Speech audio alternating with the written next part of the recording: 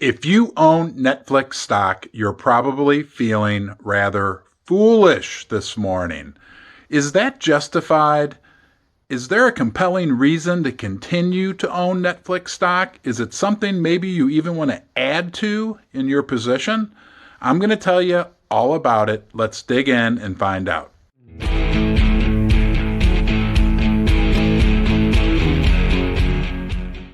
I wouldn't touch Netflix with a 10-foot pole. Not before this recent crash and not after. And I'll tell you why. I've been analyzing balance sheets and financial statements for over 30 years. I know what I'm looking at. I have a degree in accounting. And when you look at the financial statements, the balance sheet in particular of Netflix, what you discover is they have negative net tangible assets. That means if they were to pay off all their debt, well, actually, they couldn't pay off all their debt with the assets they have. That's like owning a car and owing more on the car than it's worth. They're upside down. I would never touch a company in that position. And some of you might argue, well, they're a tech company and they have proprietary intellectual property and that has value. Yeah, that's great until things change, which they have for Netflix. Have you noticed there's about 50,000 new streaming services available? Everybody from CNN to HBO to Disney to whoever. Technology can change fast. Ask the people at Xerox. Ask the people at Kodak, right? Both companies that at one point were considered to be tech leaders within their industries. Things can change, and when they do, and there's no underlying assets, the company's stock will crash.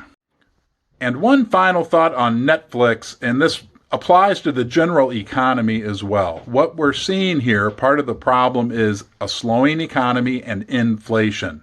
People, instead of spending $20 a month on their Netflix subscription, are now spending that money on gasoline and bread and cereal.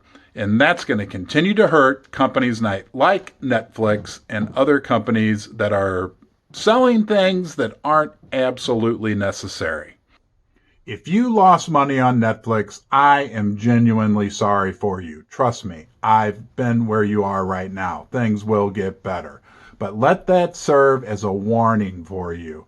If you don't understand things like financial statements, if you don't look at the big picture of what's going on, you may own other stocks that are in a similar position to Netflix, and you might want to consider looking at your investment choices going forward. It's kind of like going into a used car lot, okay? And you see a beautiful car. Wow, it looks great.